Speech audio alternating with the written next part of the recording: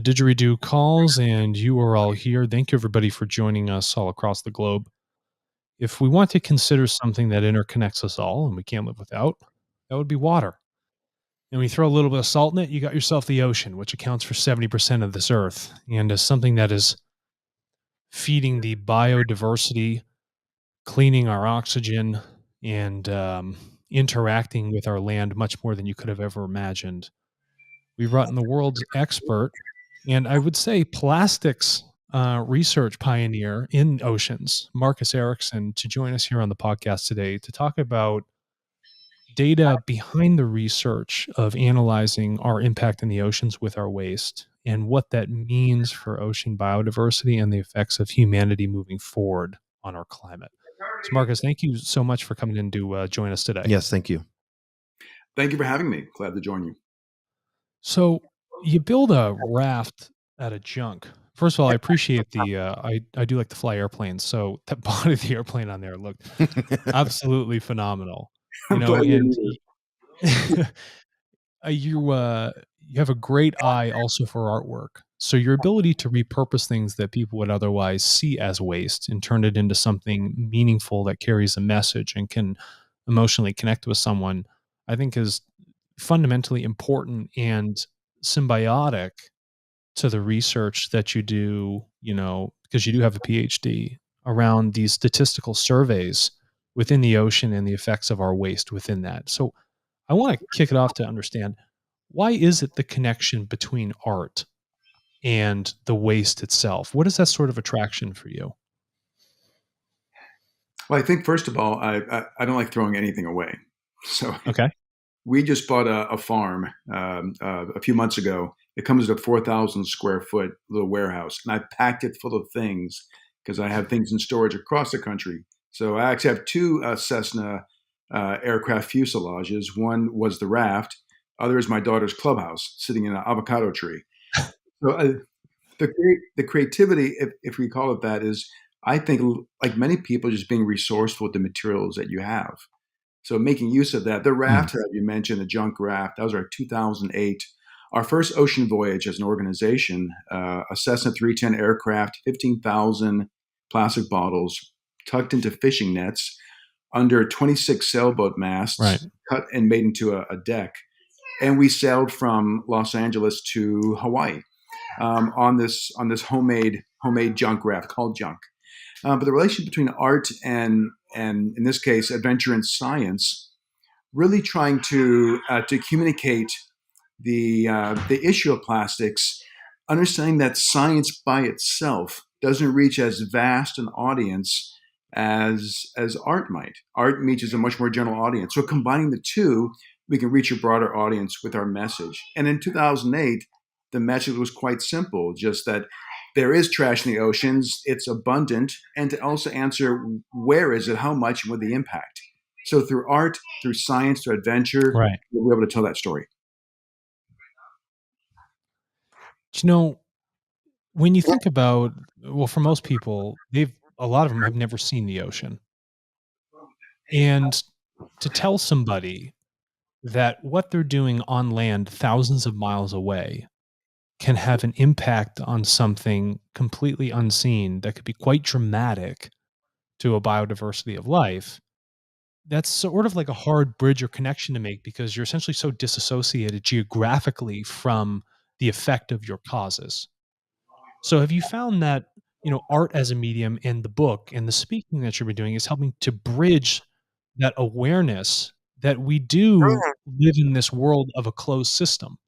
And within this closed system, just because you don't see the effects firsthand right in front of you, and they are quite far away, what you are doing is having a decentralized effect for the positive or negative on life as a whole. Yes. So I would say all those different communications medium, the art, the science, the adventure, are vehicles to connect people to something that's very abstract and really Mm, unknown.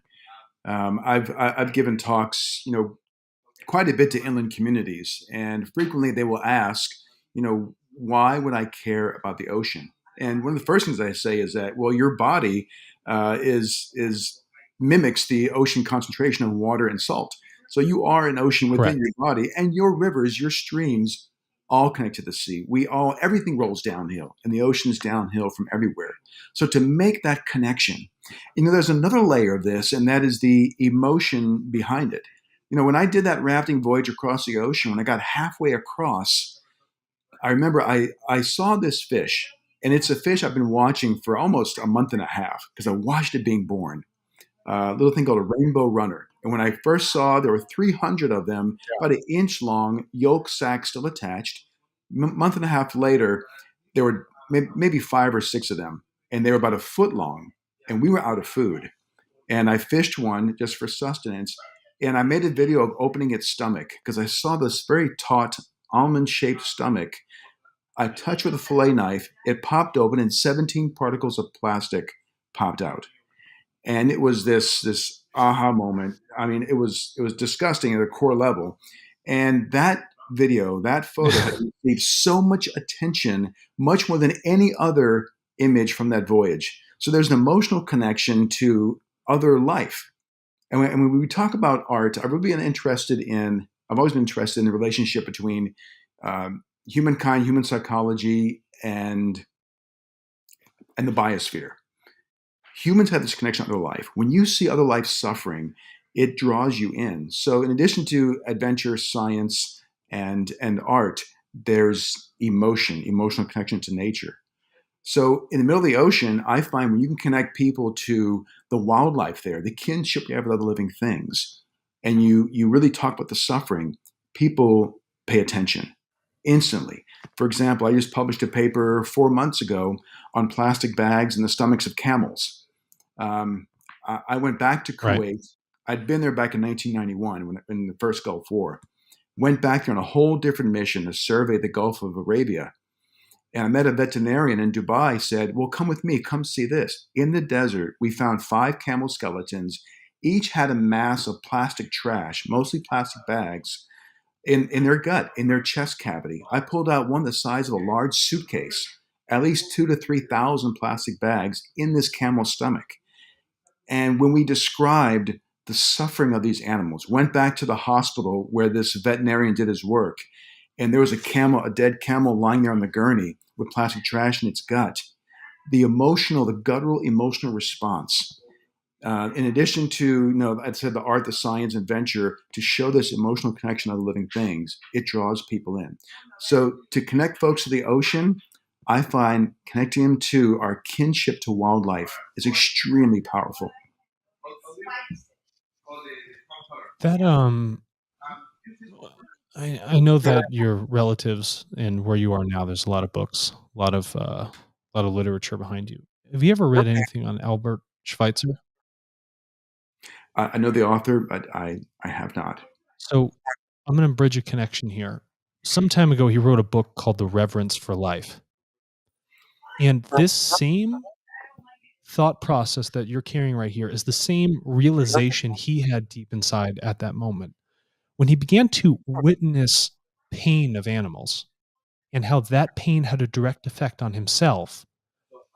He realized that all life at that moment was interconnected, not only on the physical realm for him, but also a very emotional one.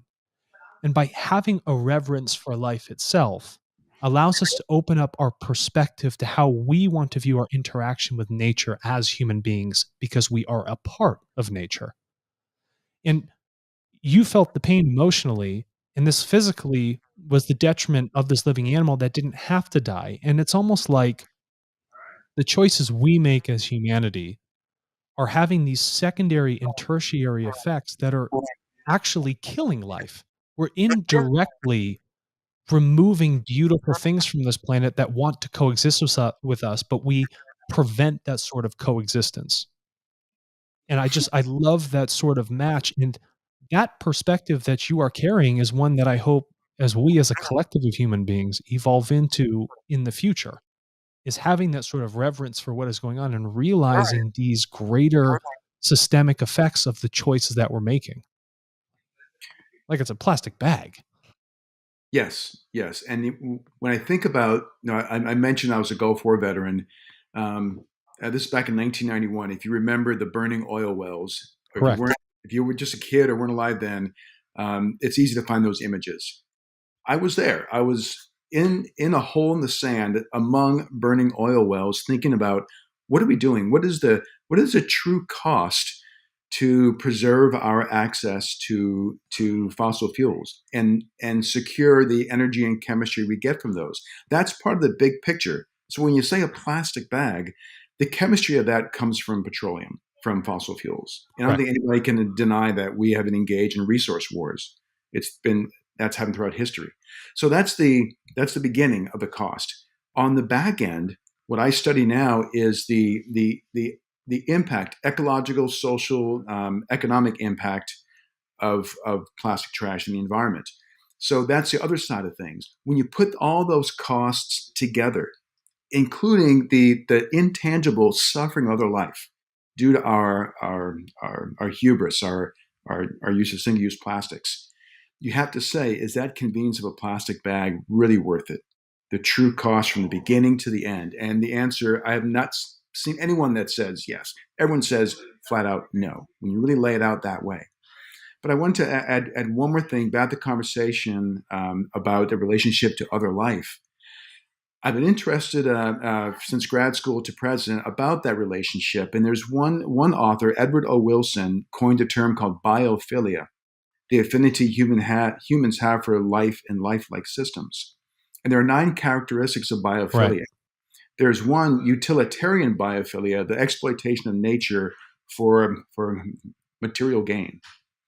That has been the dominant Hmm. relationship we've had with nature. What can we take from it? But the moralistic, the humanistic, the aesthetic relationships, kinship, all these other relationships take a back seat to the exploitive utilitarian relationship to nature.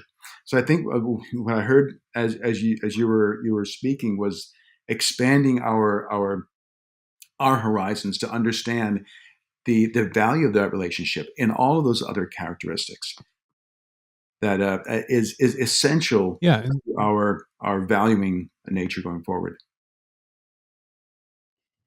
Because, for instance, if we have, Jason's here on the other side of the table.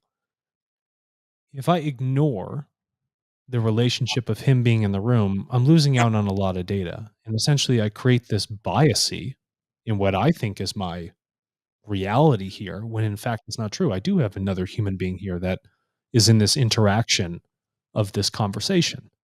And if I don't receive the input of something that is a part of this system, then I go around assuming I have all the facts, but really it could be great emotional detriment because maybe I want to completely ignore Jason and think that he's of no value, or that this conversation is just for me to feed my ego and I want to take, take, take, take, take. And that's probably that utilitarian, you know, biophilia that you were speaking of, where I just want to manipulate nature or my surroundings around me strictly for my sole material benefit.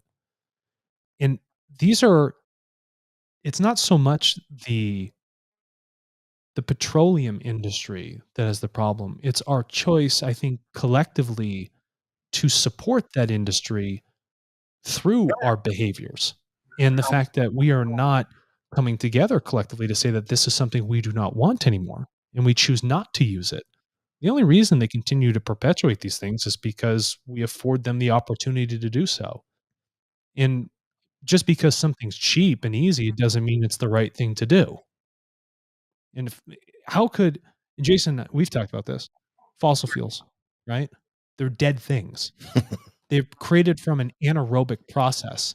And then we're burning something that's anaerobic to create it as a fuel source or refine it into other goods which we're using. So we're using dead things to create more dead things to hold our material things in. That sort of process doesn't seem like a self-sustaining system just in itself, right? That whole just from point A to point B, like that doesn't work.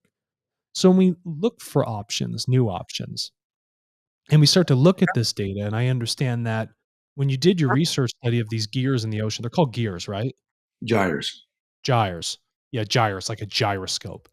These gyres, these swirling, thermal pools of water that are moving through these currents, 75.4% of it is macroplastic. Could you define what macroplastic is? It's actually based on just size differences. So you can, if you begin with microplastic, that's anything from a couple hundred microns to 5 millimeters. Hmm. Then 5 millimeters to the size of a water bottle is meso. You get above that up to a beach ball size is macro. Bigger than that is mega. And there are folks talking about gigaplastics being things the size of consolidated landfills. Then you go down even smaller to nano and pico, and then the smaller ranges. So macroplastic simply means anything bigger than a lentil. That's sort of the meso Okay. macro range. That's the big stuff, and that's where you can actually identify what things are. So when we published our paper back in 2014, it was the first global estimate of all plastics of all sizes. We were trying to get some data to really understand what is the characterization of ocean waste. And we found by far, first of all, Yeah. 58% of the large macroplastic were, were fishing buoys, large, thick polyethylene, polypropylene, thick-walled spheres that keep nets afloat. They get lost from Right. maritime activities all around. Next was 12% was fishing nets, and the rest were things you might find in maritime activities: bits of fishing line and rope, and laundry detergent bottles, bleach bottles used to bleach and clean fishing decks. Another researcher, Laurent Lebreton and his colleagues, in their macroplastic study, North Pacific alone, found 46% were just fishing nets. And that kind of data, it really narrows the conversation. I can't tell you how many times I've been in at conferences in the room with people, and we're talking about plastic pollution. You got one person talking who's Hmm. really passionate about fishing gear, one person passionate about textiles, another person is about tires, car tires, and tire crumb, another person is single use plastics. Okay. You get those folks in the room, and we're talking about different polymers, different types of products and packaging, different inputs to the environment, different environments where it resides, different impacts, different outputs, and therefore a whole different solutions conversations. So what we're finding, and this is watching the data emerge over the last 15 years, 15, 20 years, is that this issue of plastic pollution is becoming specialized. It's no longer just only oceans centric. Is we're looking at 13 different sectors of plastic use in society and thinking, okay, which environment might that go? When I say sectors, if you're interested in tires, where does tire crumb exist in the environment? And is there sufficient harm that warrants putting a lot of attention there right now? Or is it fishing gear? Where's the fishing gear? I don't see fishing gear in the desert or in the mountains. It's almost only oceans. But how about things like textile fibers? Well, we find those ubiquitous around the world, Mm. but one point source might be effluent from treatment plants.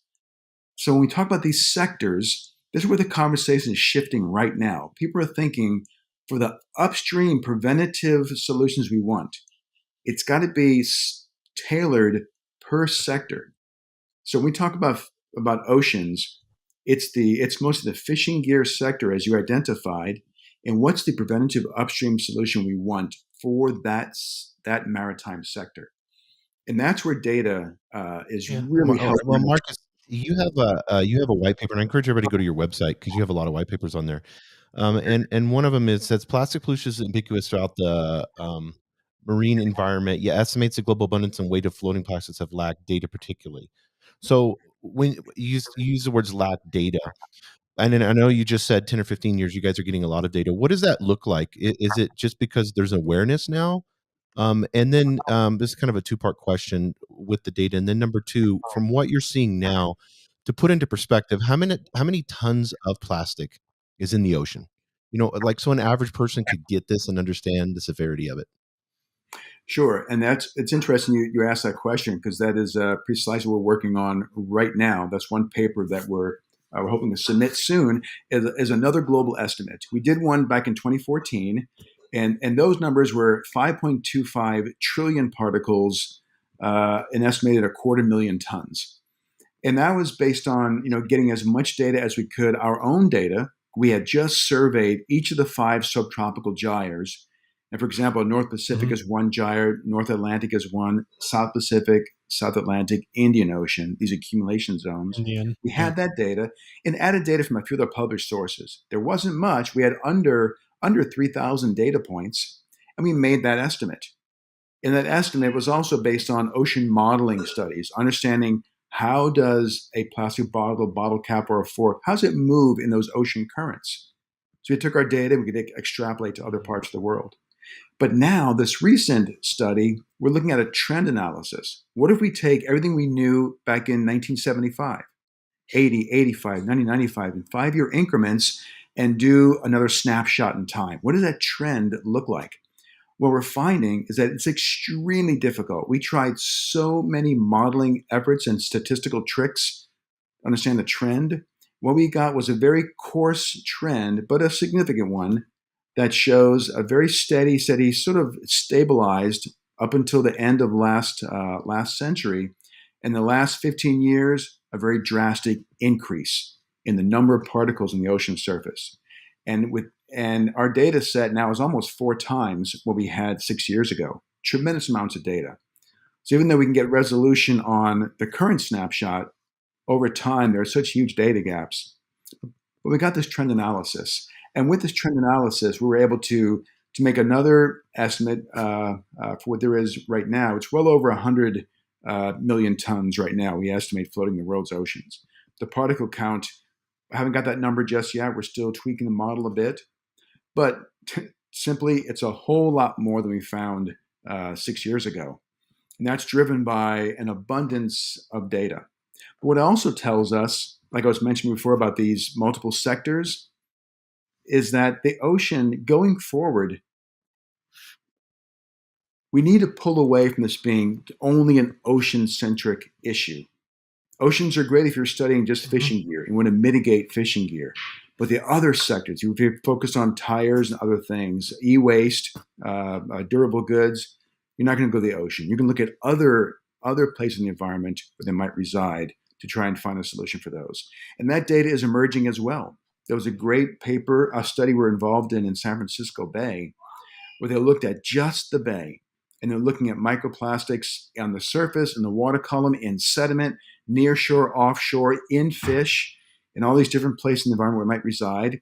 And we were surprised how much tire crumb was just offshore, actually just right along the shoreline where the effluent pipes were pouring from stormwater runoff into the bay, full of tire crumb. So if you want to study tires, that's the place to go, right there, or the roadside. So as more data comes in, we can get a better resolution, better tools to aid policymakers in their efforts to find a preventative solution per sector. You had a second question. So, Yeah, no, you answered both of them. you was trying to essentially conceptualize the size and the weight of the waste for individuals to kind of like process that mental relationship. Now, when I hear trends, Marcus, I think lagging indicators. You guys see the damage after the fact, and then you're trying to analyze it. And if it's a human caused thing, I would want to know. I would want to go to like you, Marcus, and say, Marcus, do you use plastic bags? How often? From how many sources? How do you dispose of? How many, through no fault of your own, happen to get carried away in the wind by accident and you could not retrieve? These would help, I would assume, with these data gaps that actually end up leading to what goes into the ocean. Or even asking the question, what is your consumption of fish that would be supporting the marine industry that may have these larger macroplastics, right? Or how often do you buy new tires, change your tires, drive your car on the road? Because these are leading indicators that would, again, drive to those specific sectors. And I think to close those gaps would be having those data conversations with individuals that are essentially the drivers of those systems of waste. And when I think about this all together, it's not really just plastic waste. It's the idea of how humanity is dealing with the waste that we create. Now, if I go into the forest, I have mycorrhiza and other fungus that sit on the floor and they essentially break down the detritus, like detritus we have in our oceans. You know this very well. And then from that, it feeds into the system, breaks down the nutrients, and that all gets perfectly recycled very symbiotic process, and everybody's helping each other out.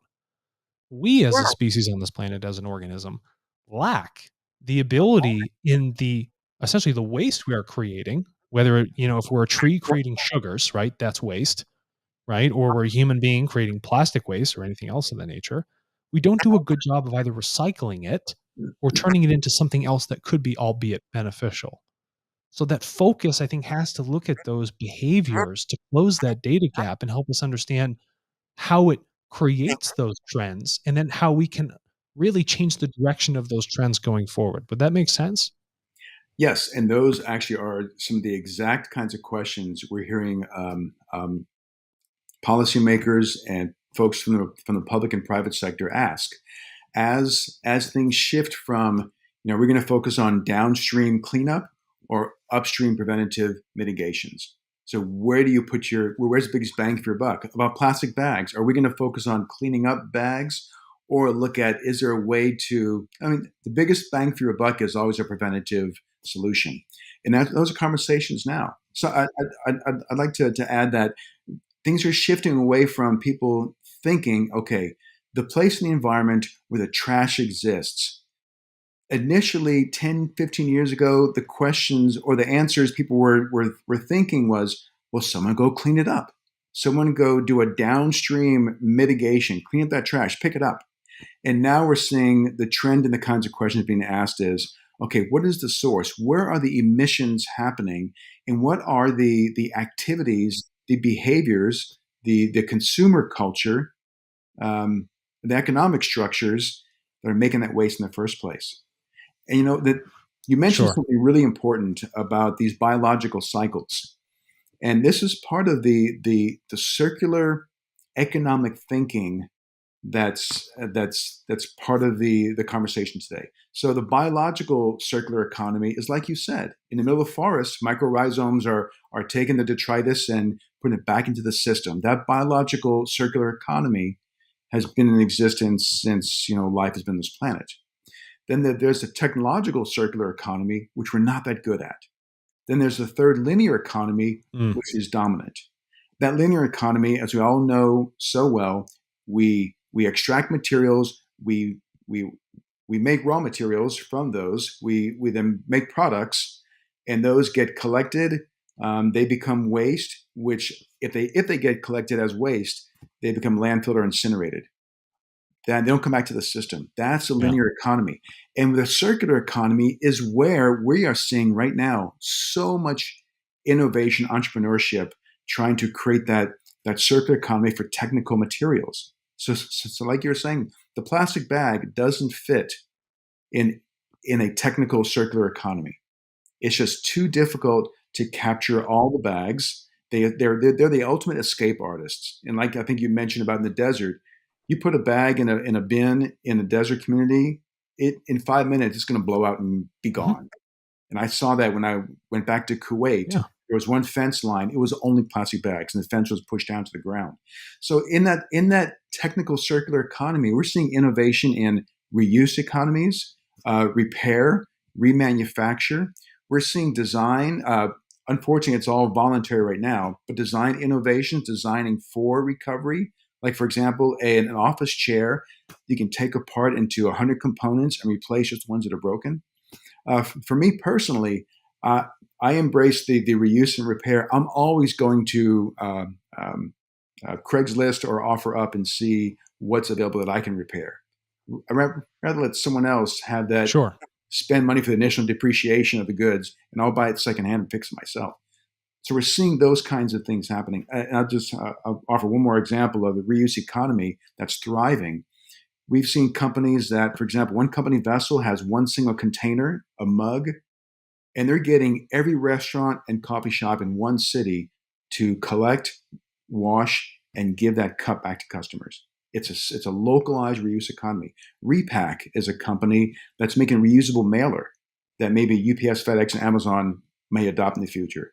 There's lots of innovation coming out there. So I actually feel more optimistic now than I had been in the last decade. No, I think that's incredible. And, we see that here, even locally in New Mexico, in Taos, New Mexico. We have these things called earth ships. where they use tires, they use bottles, and they build them into the land. And they find that through this recycling process, you can actually have something very efficiently made out of waste itself. And those are, but that requires that change of mindset, change of attitude, and realize that a little bit extra effort can actually have, really great impacts rather than just taking the easy, convenient way. And now, when you think of convenience, for us, we're very creative, conscious thinking beings. But when you think about a fish, especially like one of those rainbow fish you were speaking of, their thought is survival. So the easiest, lowest energy cost food source that they think is available, and they have a hard time differentiating between a microplastic or actual like phytoplankton or whatever it might be, would cause great harm for them. And so because if they don't know any better and we know better, I would think that it would be our responsibility to protect that life itself, right? I couldn't agree more. Now, through that protection, if I want to protect it, I also want to understand what is the effect of that plastic on the fish itself. I understand that there are certain algae and bioorganisms within the oceans that break down things that come from polycarbonates, even oil, for instance.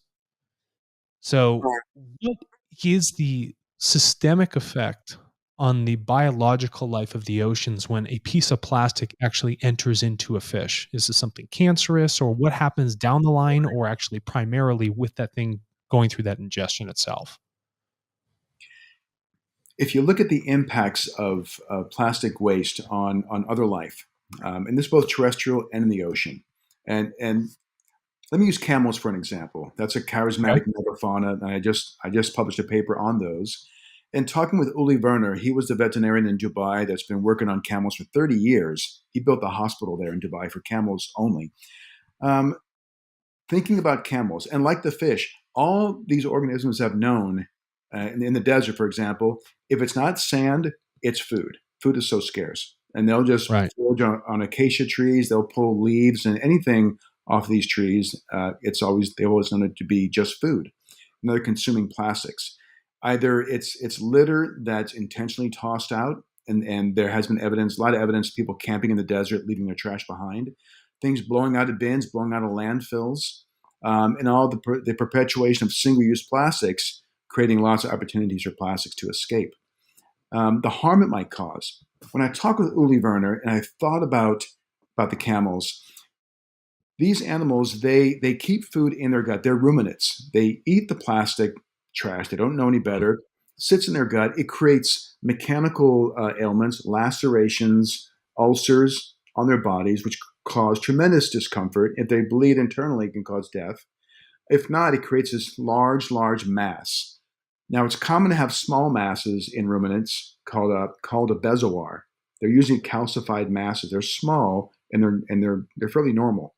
But when you add plastics, we call them a polybezoar. That's a word we invented for these massive, large suitcase size, concreted mass of plastic trash. So the animals have this huge mass in their I'm sorry, gut. suitcase size? What's that? As big as a It's the large. size of a suitcase, Marcus? Yes, I pulled one out of a camel's That's chest, it. That's about maybe 50 pounds. Massive thing. And you can imagine that being in your I'm gut. having a really I'm sorry to interrupt, but Sure. I'm, like, having a hard time even building that image in my mind. Like, I've seen a camel, but to pull a 50-pound block of plastic out of this thing is just the most absurd thing I could even imagine. Yes, and I'll share with you photos if you want to see these things. They're unbelievable. They're large, and you can imagine. Like, imagine if you had 15 plastic bags, a dozen bottle caps in your stomach. The lacerations, the ulcers might form, but also you have a false sense of satiation. You feel like you're full when you're not, and you may become malnourished, as the camels do. You become dehydrated, as the camels do. It can cause blockages, twisting in the intestine the plastic bags can cause. So the suffering is tremendous. So these animals, Uli Werner, the veterinarian, he's seen close to 300 camels come through his hospital. All of them died, all with plastic trash in their gut.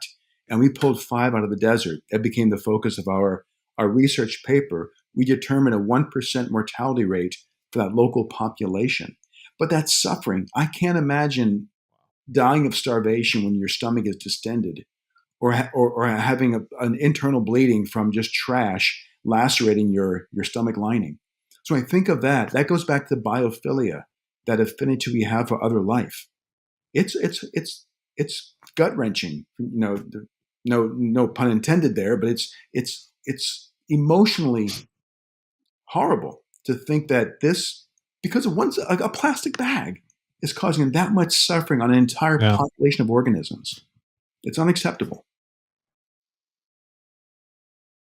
You know, yeah, I didn't realize I'd be so bummed out talking to you, and it's not your fault. You just, you're giving me all this information. I'm just like, well, damn. Then I would ask this then, Marcus, what should be our focus as an individual right now across 222 countries? What is the simplest change in our mindset that can prevent the effect on camels or other biodiversity across the world? What is it we can do actionable right this second, material or immaterial, that could lead to a drastic benefit to change those trends? I often get that question: what can the individual do? And of course, there's a long list of things that you personally can do if you have the resources to Right. do it. Go as zero waste as possible. Zero waste your home, your office, your school, and we see that trend happening. But often I say, get organized.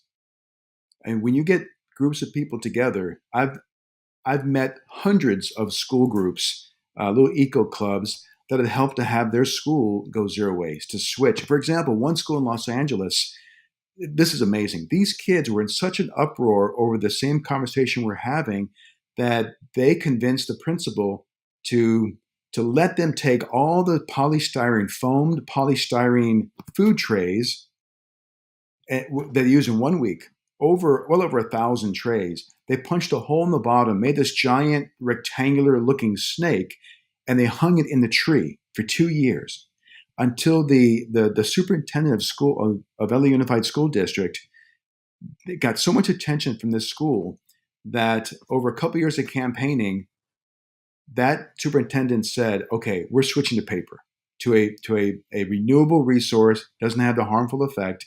Over 900 schools went to a paper tray. This school not only saved their individual school 10 grand not buying styrofoam, they influenced the entire school. And within Yeah. a couple of years later, Los Angeles, New York, Chicago, I think Dallas, and Fort Lauderdale all collectively found a vendor that could sell a paper tray at the same cost or close to it of a styrofoam tray, and they all switched. They became a market driver for change, beginning with kids getting organized. So individuals organizing, there are so many organizations out there, from Surfrider, Heal the Bay, and others, help you get organized to help support policies, to become market drivers, to support the innovators, the entrepreneurs that are providing that renewable solution. So I think getting organized and using your market power, your political power as a group, is what the individual can do. I do love that. And you've taken a leap, no pun intended, into something called Leap Lab. And it shows that what you are creating and educating individuals on these three farms and communities that you have is um, a process of zero waste in every aspect of how to live and maintain smaller, more localized communities. Is this Was this just a natural progression for you through your research, through your art, through the realization that education and perspective and social psychology, it's important that we almost look at the habits and then you create these areas of example for people to live and learn in? Is that what this progression was like? Yes, I'm glad you asked that question. Thinking about my life trajectory, but more importantly, the trends that I'm observing, the idea of globalizing ideas and not stuff, creating local Right. circular economies, but sharing Love that. information wildly, is where I think we're headed. There's enough technology out there and enough will that I'm seeing emerge from the public that create local circular economies. Can we meet our basic needs and take care of each other within a small radius of where we live? And we're seeing examples happen very quickly. So the idea of Leap Lab was to promote that idea. So right now we just purchased a 15-acre property in Santa Paula. I used my VA loan to get this place. 15 acres. It has a 4,000 square foot metal Congratulations. barn. Thanks. And right now it's packed full of fossils. I'm not sure I mentioned, we've had a side hustle of collecting late Cretaceous dinosaurs in Wyoming for the last 30 years. So I've got 8 partial Triceratops skeletons in the barn. If you want to do this again and talk natural history, I'd love Send to. me one. If you Yeah, want to you and I, let's go dig for fossils. You're bringing me back to childhood right now. I'm very excited. Hey, that's why we've got this hangar full of 8 Triceratops skeletons. Kids love dinosaurs. They can come to this farm and see these skeletons, and then we can say, oh, by the way, here's sustainability. Here's what local circular economies look like. So we have 15 acres to plant food. We're going as zero waste as possible. There's some infrastructure of some of the irrigation lines and so forth are plastic, but trying to go zero waste, demonstrate what a local circular economy looks like, and also bring the joy of science and adventure and art to this younger generation. Ventura County has 20 school districts, 140,000 kids that don't have easy access to the zoos, aquarium, science center, museum of natural history in LA or Santa Barbara. And we're hoping to bring that to them. But at the same time, I have to have this caveat. I'm not going in the community saying, here's what you need. We are actively working with community leaders and organizers in Ventura County to ask them, here's what we have to offer. What do you think fits? What fits with the school district's needs, the kids' needs? We're doing this right now, and it is wonderful, eye-opening, a vertical learning curve for all of us, but it's the right thing to do. It feels great. I want to say first and foremost, and Jason and I will agree with this, thank you for respecting the free will of these communities and coming to them as a partner with an option and asking if they want to take the responsibility themselves and meeting them where they are, not telling them where they should be. That is So a fundamental difference of acceptance to someone's responsibility in a change that could be very positive for them. And I think that sort of attitude is one that needs to be reused over and over and over again for just about anything that we're looking at that is critical to our survival here on this planet. I think approaching it with a tremendous humility and willingness to just listen. I mean, I'm 54 years old. The biggest thing I've learned in the last 10 years is when to be quiet and listen. And it's been one of the greatest advantage for me in trying to reach the mission of our organization is to listen to your audience and let them tell you how it lands on them. If they want to hear it and perhaps what's missing, and you learn. And for example, where we are now in Ventura County, we're in Santa Paula, an agricultural community. I'm not about to assume that I understand what life is like in an agricultural community. I'm not the dominant demographic. I'm a newcomer. I do understand as a science educator what the core curriculum is for science learning, but I'm not about to assume that I know how that lands or how to present that information to people. So listening and hearing what people are, and also hiring local people to be the spokespersons for these issues to disseminate this knowledge is essential to our success. They're like the sat reps of Leap Lab. You don't just like inject your own people. You leave the ones there that understand the culture and then elevate them within their own cultures to do what they need to do. And I think listening to others is just as important as listening to what the planet is telling us. And I'd like to say, Marcus, we have the Big Seven initiative through our marketplace that affords donor access from 222 countries towards causes that want to list themselves in our market. And we would be more than happy to list Leap Lab to increase the amount of donation flow going into what you guys are doing, because we agree and we want to champion with that sort of perspective, mindset, and initiative that you guys are taking. So if you're up for it, we'd be happy to have that conversation. That would be fantastic. We actually leave in a month to go to Wyoming to dig up another Triceratops skull. We have 30 Oh, good. people, and half are kids. Listen, So I'll be in Wyoming in a month, so I'd be happy to come up there and meet you. you're you're more than welcome. See what we do and the engagement with youth from across the country who come converge and learn science, hands-on science in the context of being on a 7,000-acre ranch. Oh, I It love is a that. blast. Well, if somebody wants to find out more, whether it's about your research on the gyres of the ocean, micro, macro, mesoplastics, industry specific research, camels, or zero waste farming and sustainable community operations, where would an individual go to do that? I would say our two organizations, 5gyres.org, but also leaplab.org. Leaplab.org. That's where you can find me. You can find where to submit questions. And I mean, feel free to reach out. I spend half my morning just responding to people, their inquiries. I think it's important to not dismiss people. I love when people come with questions, especially young people. So yeah, those two website links, you can find me, and feel free to reach out anytime. It's important to make myself available to engage with listeners.